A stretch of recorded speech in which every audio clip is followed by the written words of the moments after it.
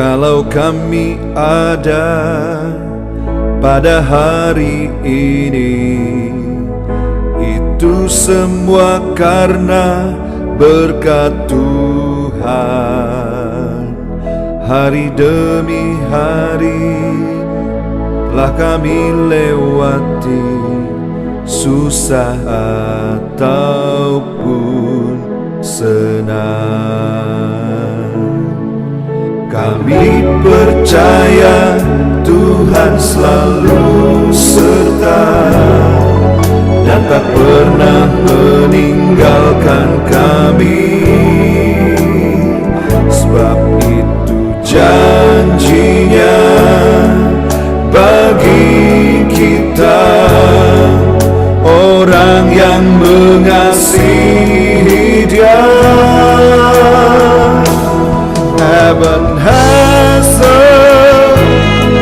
Ebenezer, sampai di sini Tuhan sudah menolong. Ebenezer,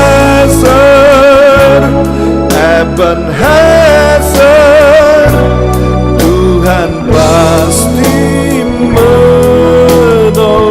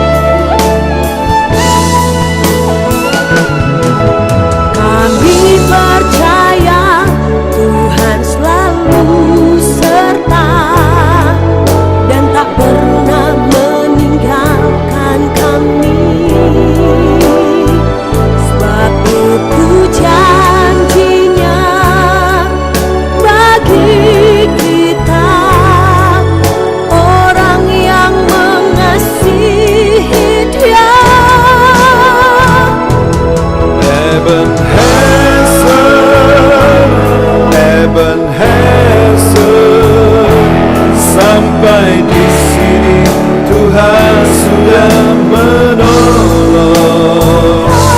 Ebenezer,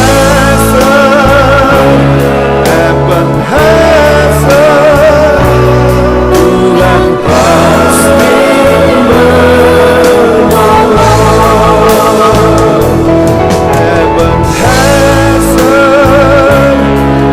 Ebenezer, Tuhan pasti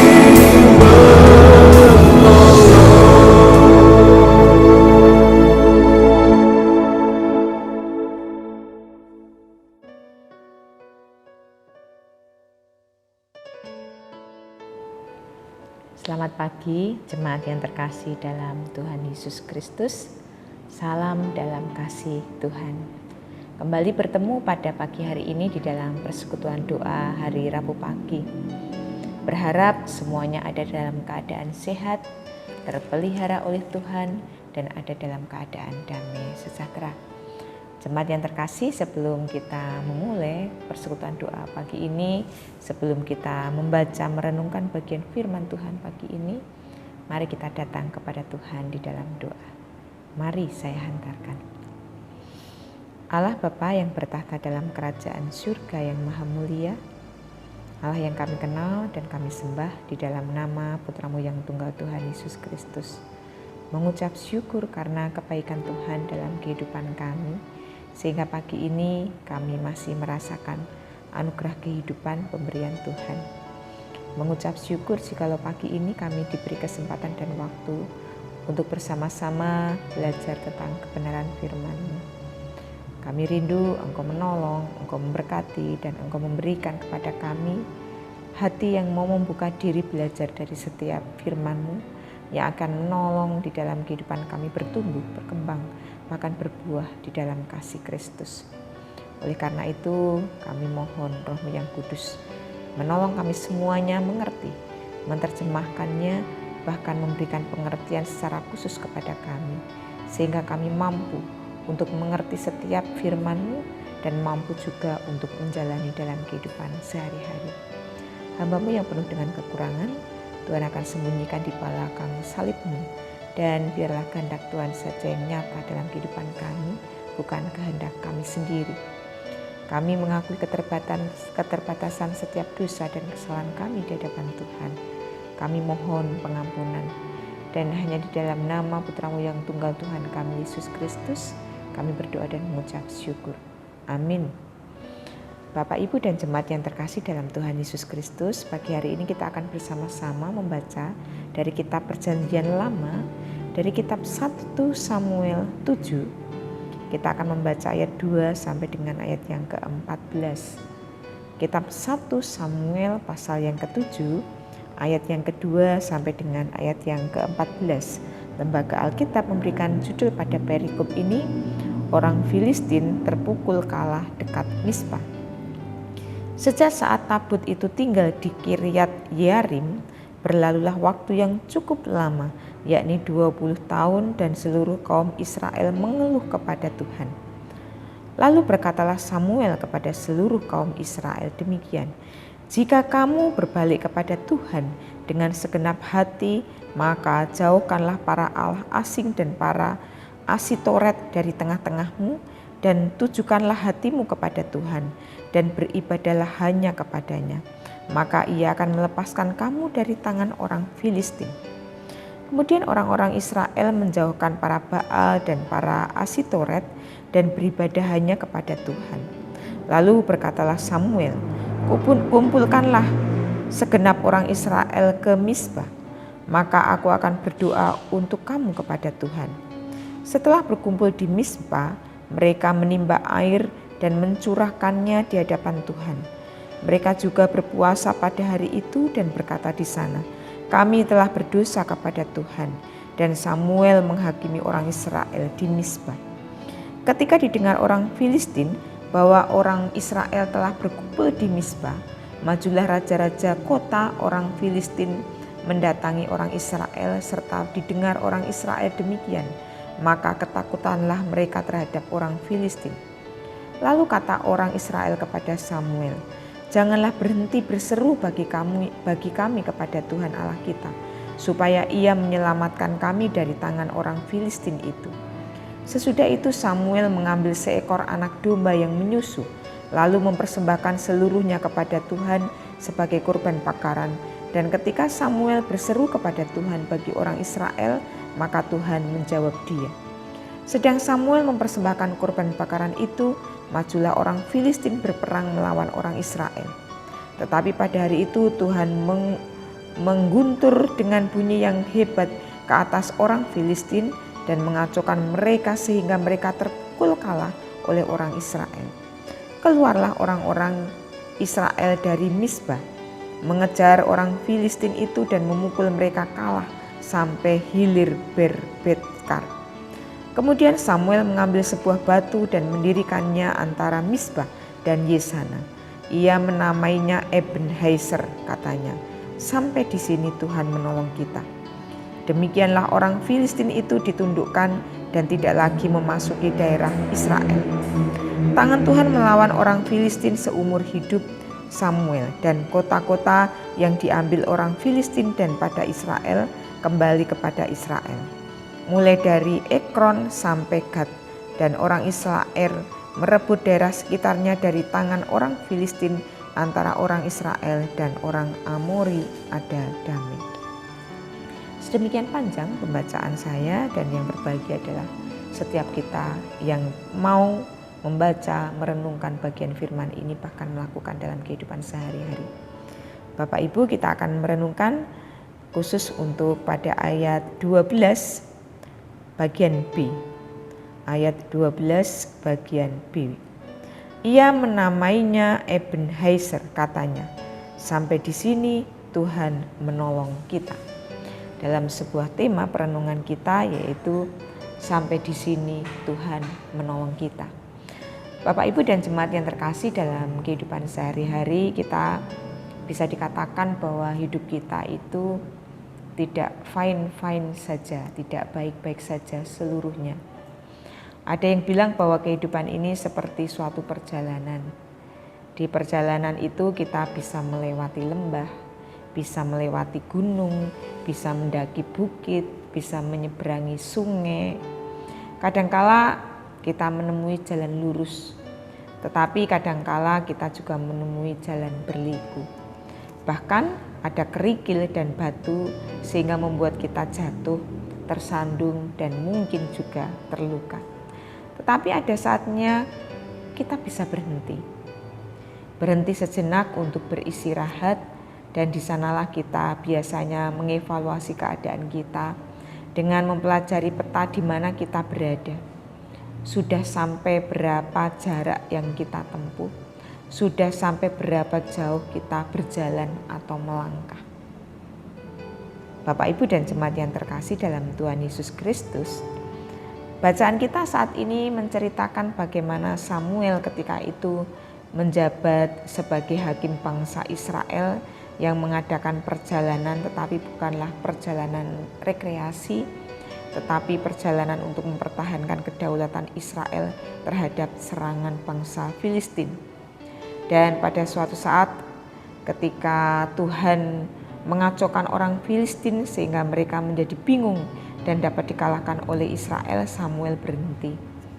Dan di sana Samuel mendirikan sebuah, bisa dikatakan di sana adalah sebuah batu. Kemudian dia menamai tempat itu adalah Ebenezer, suatu batu tempat perhentian orang Israel, dan diberi nama Ebenezer yang artinya sampai di sini Tuhan menolong. Ibu, Bapak, dan jemaat yang terkasih, ketika kita diberi kesempatan untuk kita istirahat sejenak dalam kehidupan kita, ada kalanya kita menoleh ke belakang, melihat kita sekarang ini ada pada posisi di mana, perjalanan kita sampai di mana, dan sampai sudah berapa lama kita berjalan. Ada banyak kehidupan kita, dicerita kehidupan kita yang mewarnai. Boleh-boleh saja ketika kita kemudian dihadapkan pada sebuah pertanyaan ataupun pernyataan yang dikatakan oleh Alkitab di dalam Lukas 9 ayat 62. Yesus berkata, setiap orang yang siap untuk membaca tetapi menoleh ke belakang tidak layak untuk kerajaan Allah. Apa kaitannya ketika Samuel mendirikan Ebenezer, kemudian dia mendirikan sebuah batu peringatan dan mengatakan sampai di sini Allah menolong, dan Samuel mengajak bangsa Israel untuk bersyukur dan melihat perjalanan sampai di sini semuanya berkat pertolongan Tuhan. Tentunya menoleh ke belakang di sini kalau dikaitkan dengan Lukas 9 ayat 62 adalah menoleh melihat karya Tuhan di dalam setiap kehidupan orang percaya. Bisa jadi ketika kita menoleh ke belakang, kita sudah tidak melihat lagi masa lalu kita, dosa-dosa yang sudah kita kerjakan. Kita sudah melewati semuanya itu dan sudah tidak mengingatnya lagi. Bisa jadi yang kedua, tidak melihat kembali kegagalan di masa lalu sehingga membuat kita merasa sebagai orang yang gagal. Setiap orang pasti ada kegagalannya. Atau bisa dikatakan bahwa orang yang pernah melakukan kegagalan itu adalah sesuatu hal yang tertunda. Atau bisa jadi kita tidak melihat konflik atau perselisihan di masa lalu sehingga menimbulkan akar pahit atau kepahitan. Ketika kita berhenti sejenak dan menoleh ke belakang tetapi kita masih mengingat akar kepahitan yang ada dalam kehidupan kita, rumah tangga, sesama, itu akan membuat kepahitan. Itu akan membuat kita berat untuk kembali melangkah melanjutkan perjalanan. Atau bisa jadi ketika kita menoleh ke belakang, kita tidak melihat lagi masa lalu dan melihatnya lebih baik dari yang sebenarnya. Apa yang dikatakan ini tentunya yang diinginkan oleh Samuel kepada bangsa Israel. Dan bisa jadi ketika kita melihat lagi ke belakang, tidak melihat pada keberhasilan masa lalu dan berpikir kita sudah mencapainya dan tidak perlu lagi berjuang untuk memperbaiki lebih baik lagi.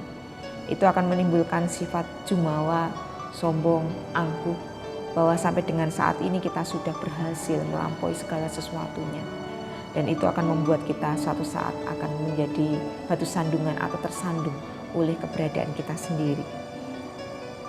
Bapak, Ibu, dan jemaat yang terkasih dalam Tuhan Yesus Kristus, seorang filsuf Yunani yang bernama Herakleitos yang hidup sekitar 200 tahun sebelum Raja Salomo mengatakan, Pantarei ouden menin, artinya segala sesuatu mengalir, tidak ada yang tetap.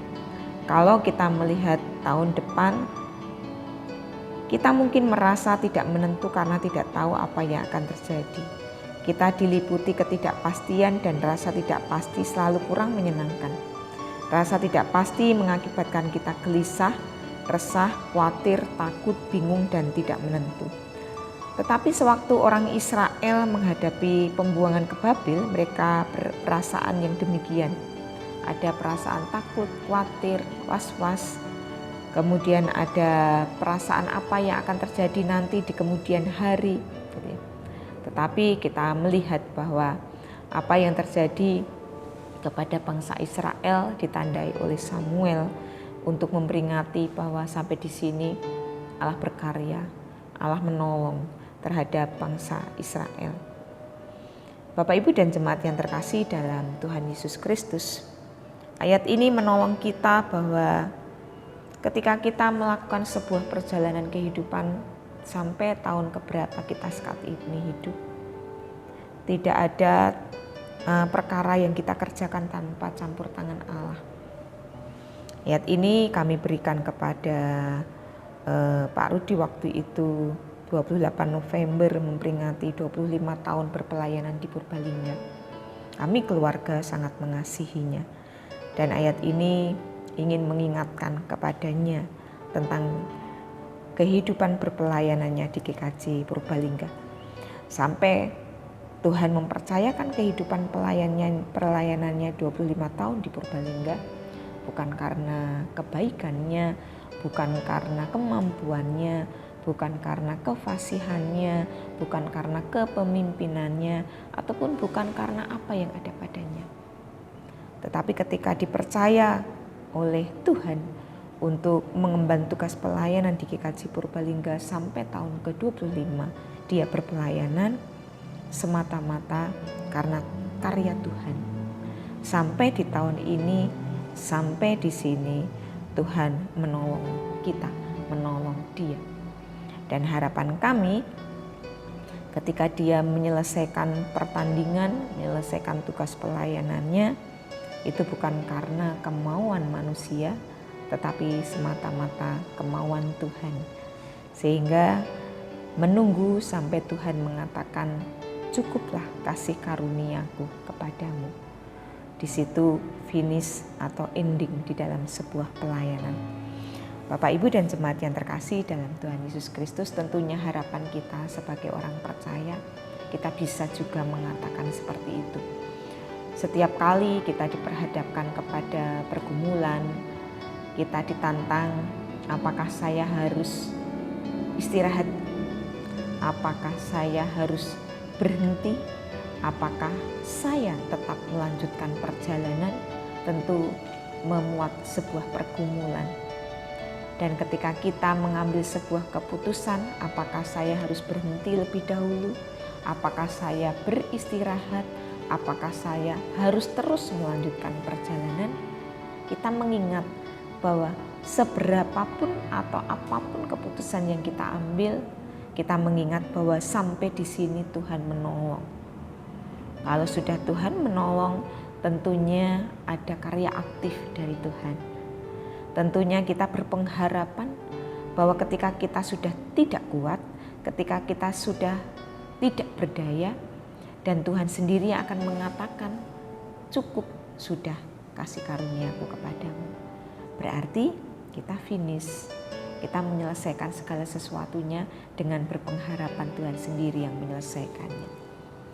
Tentunya ayat-ayat ini membuat kita terus memiliki motivasi, memiliki semangat hidup.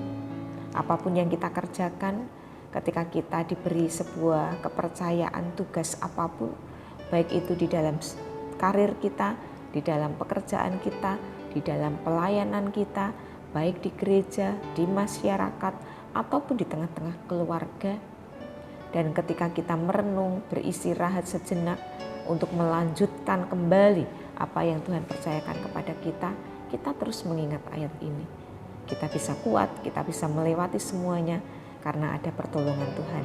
Sampai di sini Tuhan menolong, dan itu akan terus-menerus berlangsung sampai kepada kesudahannya. Tidak mudah untuk kita mendalami atau mengalami karya ini, karena itu butuh keterbukaan hati dari kita, supaya kita bersikap rendah hati, tidak jumawa, tidak kemudian berpikir karena kemampuan dan karena kepandaian kita sendiri. Jemaat, Tuhan menolong kita untuk kita melewati semuanya dan memperjuangkan kehidupan kita sampai pada akhirnya kita selesai. Selamat berjuang, Tuhan memberkati. Amin. Saat teduh untuk kita. Kita akan datang kepada Tuhan di dalam doa. Mari saya hantarkan. Tuhan, kami mengucapkan puji dan syukur terima kasih. Pada saat ini kami semuanya boleh belajar tentang kehidupan bangsa Israel di bawah kepemimpinan Samuel. Bagaimana mereka mempertaruhkan kehidupannya di tengah-tengah bangsa Filistin dan memperjuangkan kehidupan mereka, mempertahankan tumpah darah mereka dengan mengingat dan mempercayakan seluruh kehidupan mereka kepada Tuhan. Bahkan mereka akhirnya meninggalkan dan menanggalkan setiap dosa, setiap hal-hal yang ada dalam kehidupan duniawi mereka. Mereka meninggalkan Baal, patung, ilah-ilah lain yang mereka sembah. Kemudian berfokus kepada Tuhan, menyerahkan kehidupannya kepada Tuhan. Sampai pada akhirnya Tuhan memberikan kemenangan kepada bangsa Israel. Dan pada akhirnya dibuatlah batu untuk memperingati kehidupan bangsa Israel, yang artinya Tuhan menolong sampai di sini. Tuhan, kami rindu setiap kali kami diingatkan akan kehidupan kami. Setiap kali kami diperingatkan di dalam kehidupan kami bahwa kami berada dan ada dan bisa sampai hidup saat ini. Semuanya karena Tuhan. Semuanya karena campur tangan Tuhan di dalam karya Tuhan kehidupan kami. Oleh karena itu mampukan kami untuk terus tidak jumawa.